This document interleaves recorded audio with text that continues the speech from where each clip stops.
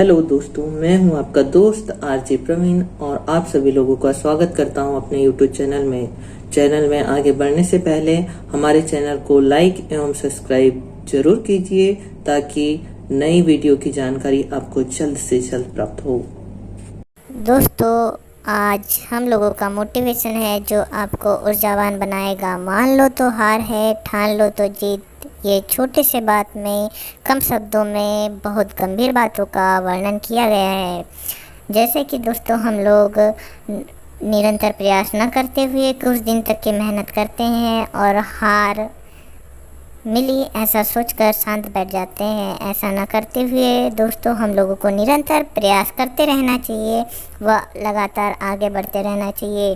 जिस प्रकार से चींटी निरंतर प्रयास करती है और कई बार गिरती है, गिरने के बावजूद भी वह संभलती है और संभलने के बाद पुनः निरंतर प्रयास करती है और अपनी सफलता को प्राप्त करती है।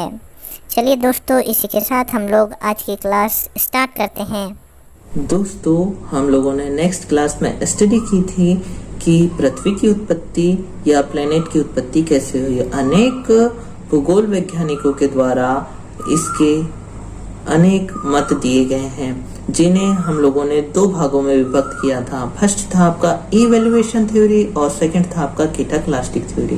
केटाक्लास्टिक थ्योरी को हम लोग द्वैत परिकल्पना के नाम से भी जानते हैं।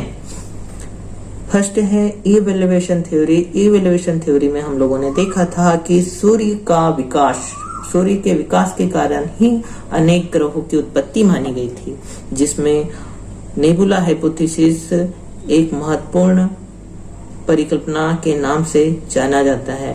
नेबुला हाइपोथेसिस हम लोगों को जर्मनी के फिलोसोफर कांट व फ्रांसीसी गणितज्ञ लाप्लास के द्वारा 1796 में दिया गया। इस सिद्धांत में बताया गया है कि सूर्य का आकार बहुत बड़ा हुआ करता था तथा यह अपने अक्ष में घूर्णन किया करता था। घूर्णन की गति के कारण दो बल उत्पन्न होते हैं, जिसमें एक है आपका अपकेंद्रिक बल और सेकंड है आपका अभिकेंद्रिक बल। जब अपकेंद्रिक बल का मान अभिकेंद्रिक बल के मान से अधिक हो जाता है तो सूर्य से कुछ गैसीय पदार्थ बाहर निकल जाते हैं और यह बाहर निकलकर दीर्घवृत्तीय कक्षा में सूर्य की परिक्रमा करने लगते हैं। साथ ही यह गैसीय पदार्थ बाद में आपस में संघनित हो जाते हैं और संघनित होने के कारण ग्रहों की उत्पत्ति हुई है, ऐसा माना गया है। दोस्तों, आज की क्लास में हम लोग प्लेनेटिज्मल हाइपोथेसिस का अध्ययन करेंगे। यह सिद्धांत हम लोगों को चेम्बर व मोल्टन के द्वारा सन 1905 में दिया गया। इस सिद्धांत के अनुसार बताया गया कि सूर्य से बहुत दूर तक सौर ज्वाला फेंकी जाती है, जिसमें अनेक गैसीय पदार्थ उपस्थित होते हैं। ठीक उसी समय विचरण करता हुआ एक तारा सूर्य के अत्यंत निकट से गुजरता है। निकट से गुजरने के कारण सूर्य के द्वारा जो गैसीय पदार्थ की मात्रा है वह उस तारे की ओर आकर्षित हो जाती है और आकर्षित होने के कारण वह सूर्य के चारों ओर दीर्घवृत्ताकार कक्षा में परिक्रमा करने लगते हैं और यही गैसीय पदार्थ बाद में संघनित होकर ग्रहों का रूप ले लेते हैं। इस प्रकार ग्रहों की उत्पत्ति हुई है, ऐसा माना गया है। जैसा कि हम लोगों के द्वारा इन सभी बातों को चित्र के माध्यम से दर्शाया गया है।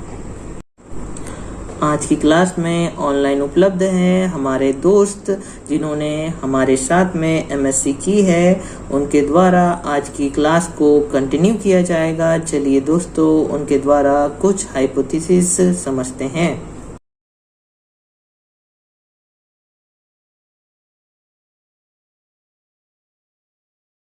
दोस्तों, नेटवर्क प्रॉब्लम के कारण हमारे दोस्त हम लोगों के बीच में उपस्थित नहीं हो पाए हैं। चलिए दोस्तों, आगे की क्लास में ही कंटिन्यू करता हूँ।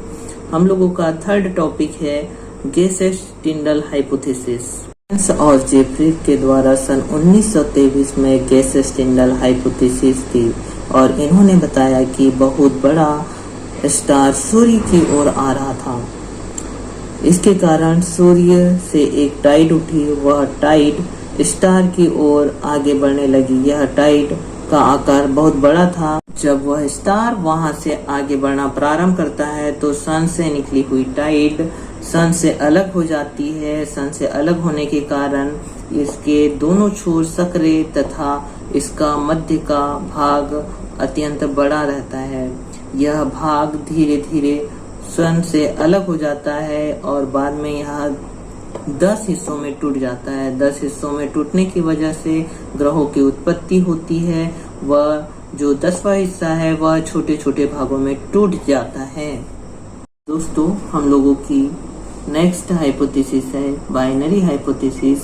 सन 1938 में लिटन ने यह हाइपोथेसिस हम लोगों को दी। इसमें बताया कि सूरज का एक सहपाठी साथी हुआ करता था।